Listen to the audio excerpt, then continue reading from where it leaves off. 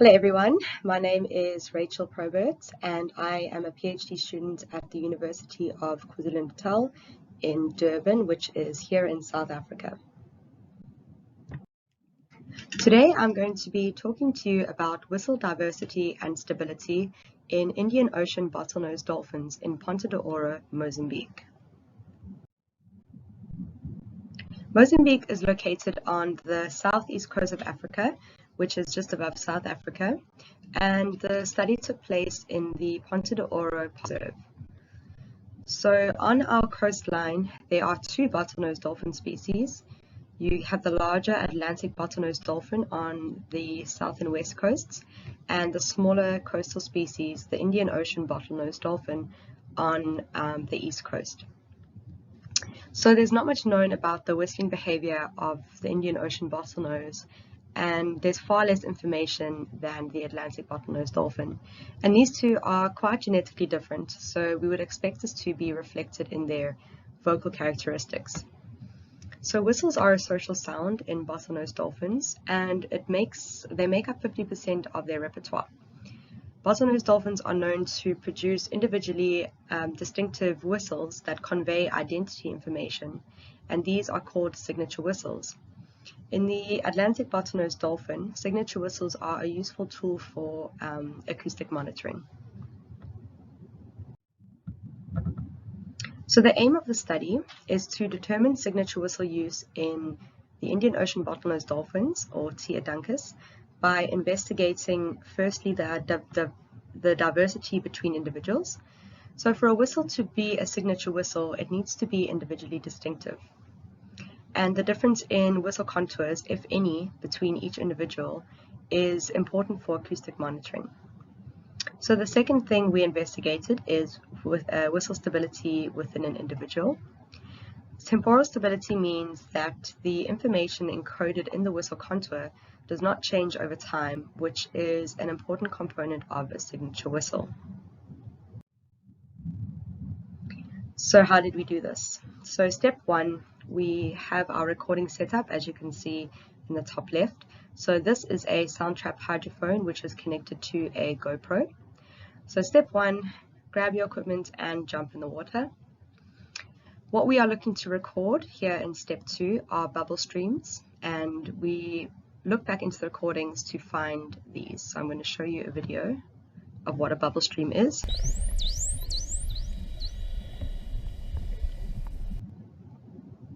So you can see that bubbles are emitted from the dolphin's blowhole when it makes a vocalization. So step three is to identify the whistle producer using distinct marks and notches on their dorsal fins and match to the catalog. So most of our dolphins in Ponta have names thanks to Angie Gullen, who has worked with and become very close to this population for over 20 years.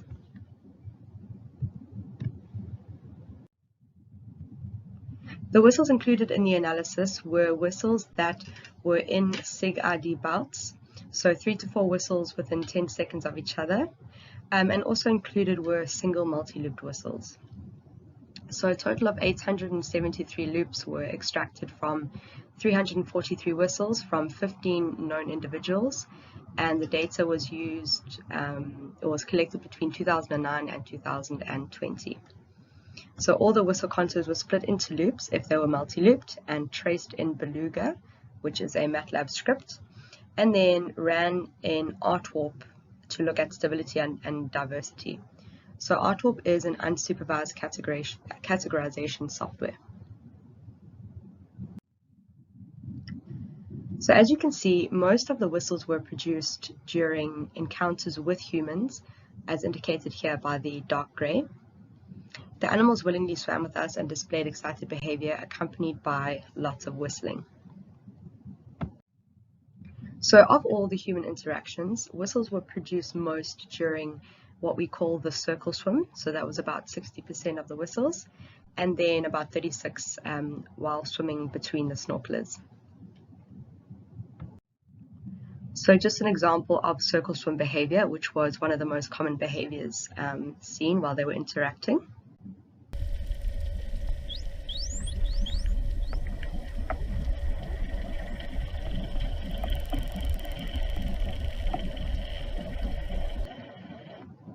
So just to note that the dolphin is clearly happy and excited and positively interacting with the camera woman.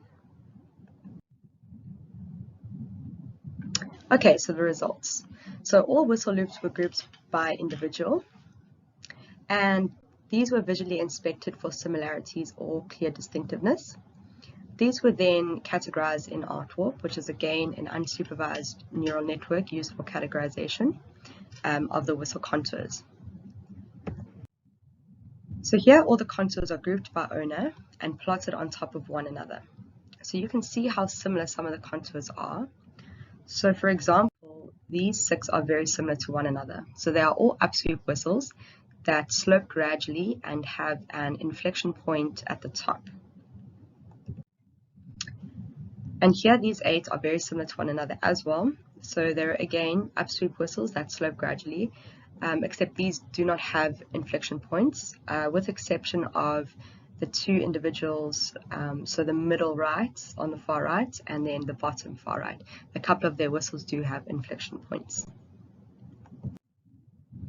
And this whistle here, belonging to a dolphin named Jaws, is the only whistle that is distinct from the others. So this is the only non-sweep or concave whistle from all the 15 individuals that were sampled. Alright, so this very confusing plot here is what ArtWarp has given us. So this is looking at whistle diversity between individuals. Alright, so just to break it down, so each color represents a category. Okay, so when the color is repeated between individuals, this means that the software has categorized that percentage of their whistles into the same category. Alright, so the more shared colors between individuals means the less diverse.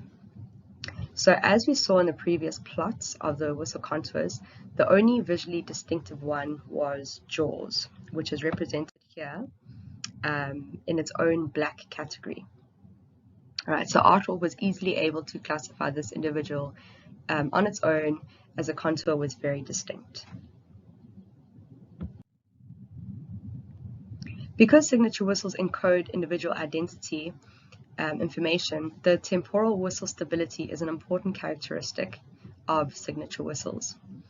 So here's an example of whistles of a dolphin named Gandalf over 2 separate encounters that were 4 years apart. So you can see how stable the contour is in that whistle.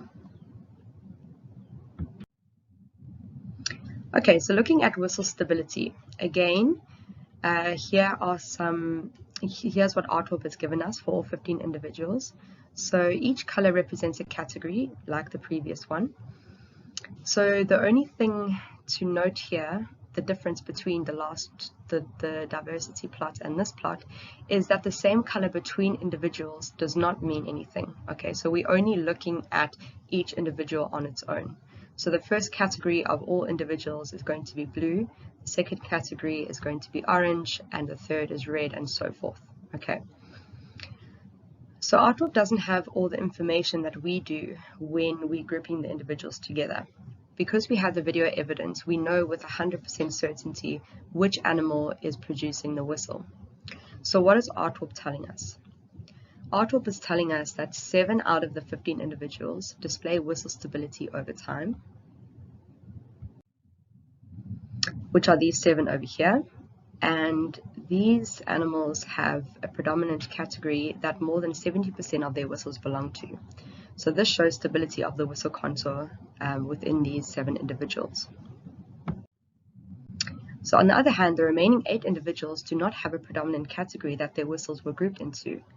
So they rather have either 2 or 3 dominant categories, which means that ArtWarp is telling us that these individuals do not have whistle contour stability. Alright, so what are the reasons for this? ArtWarp seems to be sensitive to diversity within a signature whistle. So there is a small degree of diversity in a signature whistle, and this could be due to a few things. So for example, arousal state, it could be due to behavior, as well as background noise. So certain things like this could cause the whistle to be perhaps produced at a shorter duration or at a higher frequency or something like that. So the diversity within an individual was investigated in terms of, firstly, the order of the whistle loops. So we separated start loops, middle loops, and end loops and grouped them together for each individual. And then we grouped the whistles by encounter for each individual. So just an example here of the order of whistle loops. So there was no difference between the start, middle, and end loop for any of the 15 individuals. So just to show you how we separated them. And then by encounter. So here are 3 examples of whistle differences between encounters. So all 3 show changes. So let's look at the first one, the top left. This dolphin's name is Gilly. So during encounter 1, her maximum frequency was considerably lower than encounters 2 and 3, about 4,000 hertz. Next is Igor on the right. Encounter 2, his whistles were shorter in duration. And lastly, Pluto at the bottom. In encounter 2, his whistles were shorter in duration and had a higher maximum frequency in encounter 2 as well. All right, so what can we conclude? The diversity between the individuals. So Aardwolf was unable to distinguish between the animals. The visual plots do show lots of overlap and similarity in the whistles between individuals. So this suggests that these animals do not use signatures. However, the stability analysis, where Aardwolf was not able to account for subtle differences, but we could clearly see that whistles were stable within individuals. This suggests possible signature whistle use in this population. So is Aardwolf a good tool for this population or this species? How are we going to integrate what Aardwolf has given and the visual plots based on the extra information about the whistle producer?